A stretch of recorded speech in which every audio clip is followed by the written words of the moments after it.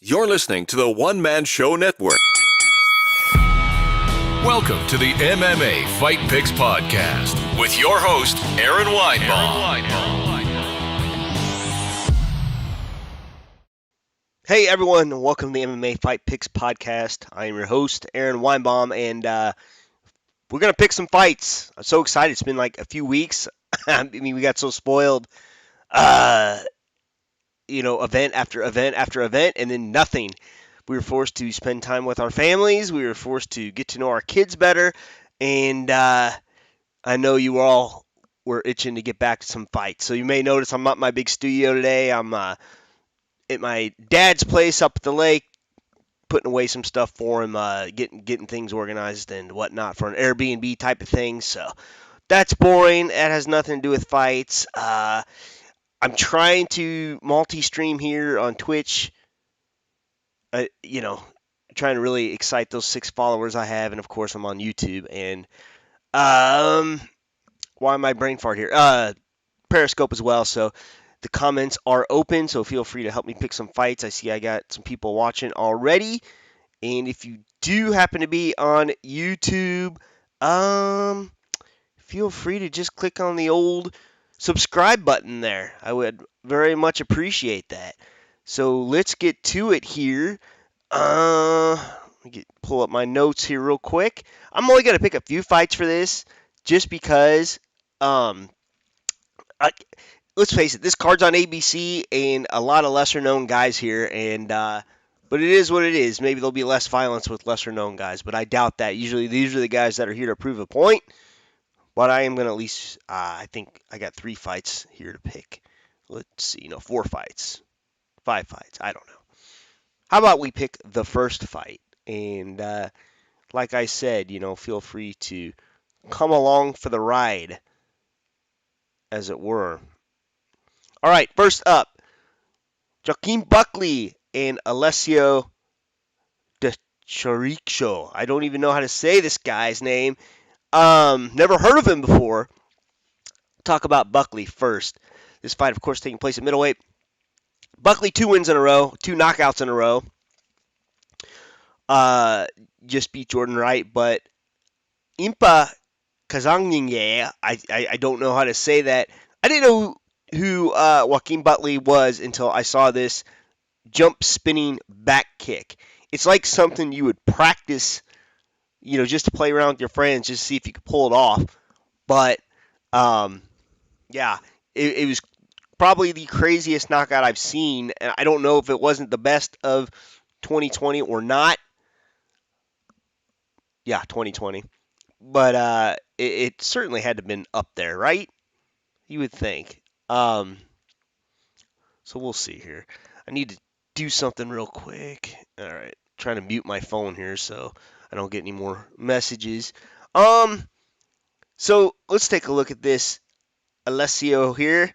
Never heard of him before, and maybe here's why. He just lost to Zach Cummings. He just lost to Mahmoud Muradov.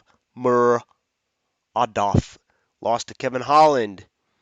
So the guy hasn't won since 2018. You think maybe? Now I hate to be a conspiracy theorist, but I think they're building up Joaquin Buckley, and good for them for doing that. Why not? I don't think the UFC does enough of this, and I'm actually happy to see, for a change, that they are. So, good on them for building a guy up, because we don't see enough of that. Let's see here. I'm trying to do something here, and it ain't working out, so, all right, forget it. Oh, there it is. Copy length.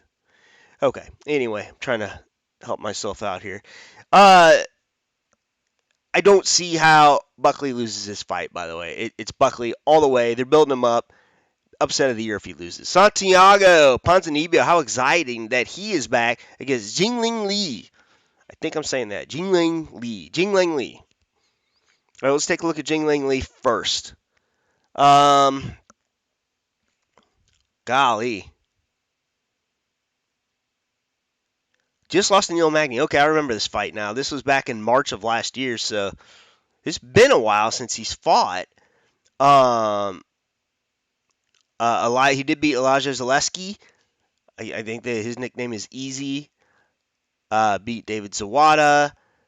I mean, not a lot of great known guys here. He did beat Zach Otto. I do know who that is. Frank Camacho. So not a. Oh, Diego Lima. Yeah. Well, that's an impressive win, but that was way back in 2015. Let's take a look at Ponzinibbio, and I don't know that anyone would want to take this guy on. I mean, without an upside here. He just beat Neil Magny, but golly, he hasn't fought since 2018. So he beat Neil Magny in 2018. Okay, but look at this, man. Beats Mike Perry, beats Gunnar Nelson, beats Zach Cummings, also beats Court McGee. Hasn't lost since Lorenz Larkin, and Lorenz is no joke, and that was back in 2015. So amazing here. I think this fight's a lot closer than people are giving it credit for, but I don't see how Ponzinibbio loses this fight, and it's just another way to build him up as well. So, all right, next up, Carlos Condit, Matt Brown. All right, I feel like I should be making a bunch of Bellator jokes here, but you can find those, of course, on my Not Coker account. Yes, that is a real account on Twitter. I see I have lots of viewers here. I don't think the comments are working, but I'm sorry about that if they are not. Feel free to help me pick this fight. Carlos Condit, Matt Brown. This is exciting for me. Love Carlos Condit, man. The natural born killer. I remember him in the WEC days. I just remember thinking that guy is mean. He's mean. And then that fight with Rory McDonald. How long ago was that? Golly, it had to have been a million years ago now. Where he came back and beat him in a fight he was losing. And I believe there's some exchanges there where they could have stopped the fight in favor of Rory. But a violent fight. I can't believe that was 2010. I mean, it seems like yesterday. Let's take a look at a young Carlos Condit in his run here in the UFC, okay? His win streak, this is back in 2009. I'm going to go over these till he loses, okay? Jake Ellenberger, Rory McDonald, Dan Hardy, Dong Young Kim, Nick Diaz. Then he loses 2012. George St. Pierre loses again, a decision to Johnny Hendricks. Comes back and beats Martin Kampmann. Broke his knee off in the Tyron Woodley fight. That's 2014. Beats Thiago Alves, and then kind of all went downhill from there. Starting in 2016, loses against Robbie Lawler, loses against Damian Maia. That fight was 4 years ago, 5 years ago. Holy shit! Wow. No, I mean a little over 4 years ago, but very, very amazing because I remember him in that fight. He got kind of caught with something. He's never been knocked out, by the way. Excuse me, but he got caught with something. Damian Maia, like a jab or something he wouldn't normally get caught in. And at that point, he was contemplating retirement here. Excuse me, had to hydrate. So then he loses to Neil Magny, loses to Cowboy Oliveira. Oh, he got choked out. That's right. Loses by Kimura to Mike Chiesa. Came back and win against Court McGee here last October. So here we go, fighting Matt Brown. Matt Brown, let's go back. He was on a huge winning streak at one time, too. This is going to be hard to pick. He has a win over Stephen Thompson. Let's not forget. Now, that was back in 2012. That's a different Stephen Thompson. Mike Swick when he was a big deal. Jordan Main when he was a big deal. Mike Pyle when he was a big deal. This is 2013. Eric Silva, and, he was on the roids. And then Matt Brown loses to Robbie Lawler. Then he loses to Johnny Hendricks. Comes back and beats Tim Means, but starting in May of 2016, we lose a few fights here. Damian Maia, Jake Ellenberger. These are all finishes here. Donald Cerrone. Then came back and won a couple. Diego Sanchez. I mean, starched him. I remember that fight. Ben Saunders. Killer B.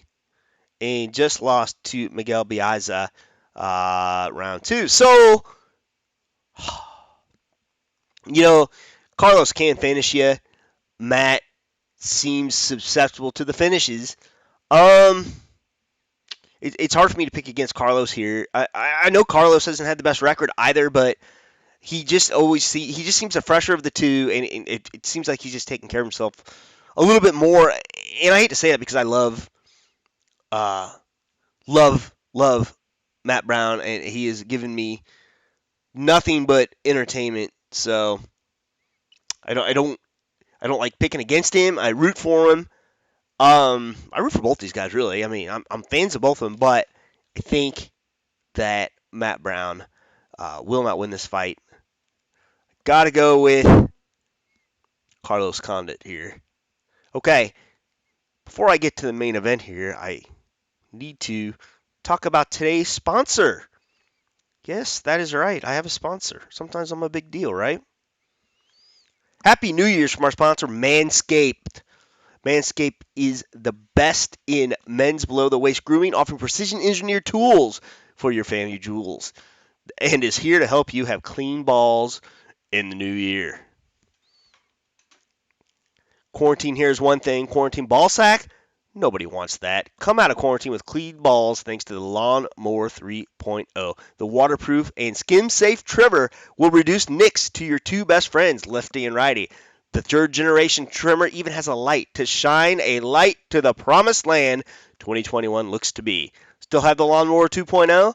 I did. No problem. I passed it down to somebody. I passed it down to my eldest son. It was a rite of passage. It was a wonderful moment. We took a picture. It was beautiful. And at the same time, you can treat your nuts to the newest space age technology. Remember to also keep fresh down there. The Crop Preserver is an anti-chafing ball deodorant and moisturizer. I use it. I love it.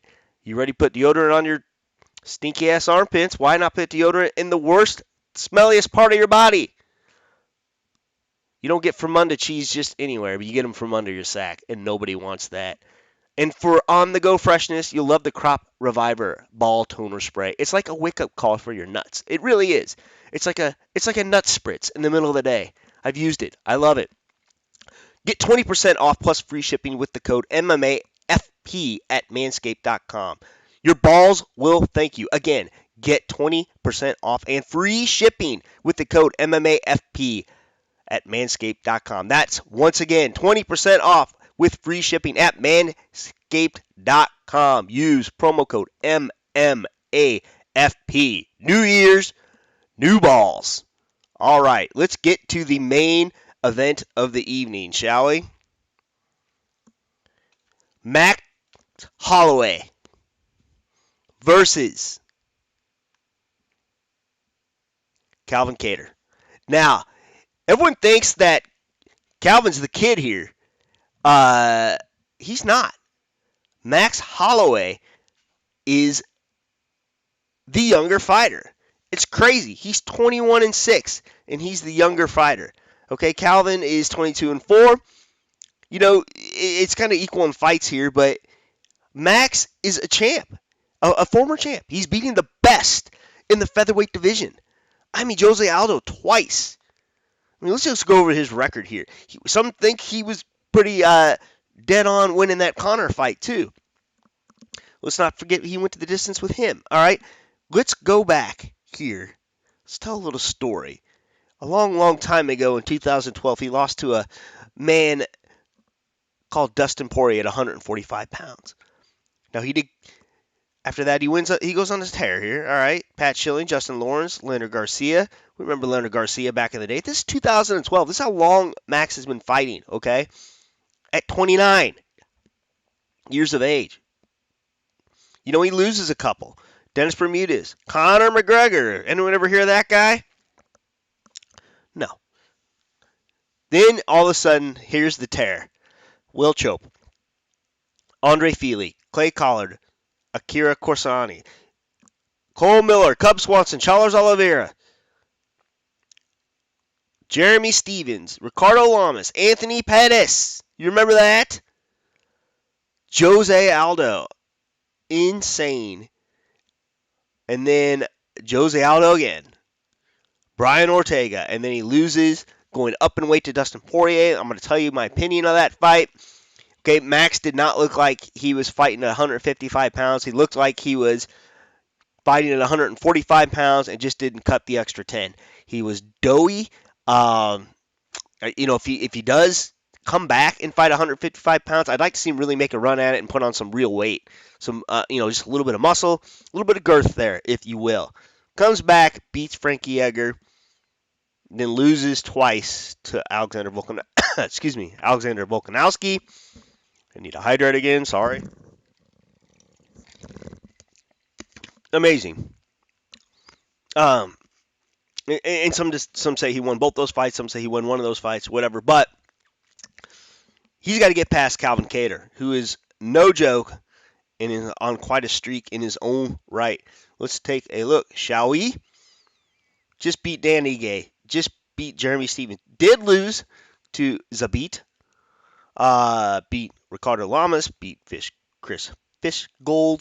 Can you say Chris Fishgold fast when you read it? There's something that goes backwards in my brain when I try to read Chris Fishgold. I have to say it very slowly. Lost to Hanan Makano. This is a fight that Max should win, honestly. I mean, you look at the strength of schedule here. Max has fought nobody in the last few years that wasn't number 1 or 2 in the division. I mean, look what he did to Brian Ortega. I mean, and look what the performance Ortega had against Zombie. Now, was that a much improved Ortega, or is Max just that good? And I kind of maybe think it's a combination of the two. So, we'll see. We'll see. But I got Holloway in this fight. I don't know how, Volkanovski being the champ, I don't know how close this brings him back to another title shot. I don't know that anyone wants to see a third fight right now between Volkanovski and Max. But I think Volkanovski is defending against Brian Ortega. So we'll see. We'll see. But yeah, Max has not fought anyone in over 2 years. This will be 2 years. That's not named Alexander Volkanovski. We're dating back to December. I'm sorry, not 2 years. My bad. It's more like a year. Like 13 months. I'm trying to do my 2021 math here. Since December of 2019. So, very interesting here. But Max, I got Max in this one. And that's it. We did it. Thanks for joining. I am so sorry if my comments didn't work, but we'll get her straightened out. And until next time, I think we're picking... No, we're not picking Connor yet next week. We're picking... Let me just take a look-see here. Connor is a week from Saturday. Then we have a fight on Wednesday. I'm trying to pull it up here. It's not working. There it is. Okay. Oh, yeah. Mike Chiesa and Neil Magny. That card looks sick. And I'm looking forward to pick that. I'm fans of both these guys. I mean, how can you not be a fan? How can you not be a fan of Mike Chiesa or Neil Magny? I mean, both these guys are just scrapping machines, And I want to take a look at just a quick look-see here. Yeah, some decent fights on here. We're going to talk about this next week. So, probably Sunday, because we gotta do 2 next week. So until next time, we'll see y'all next week. Shalom. Please remember to support the podcast by visiting the affiliate links on AaronSaysWhat.com.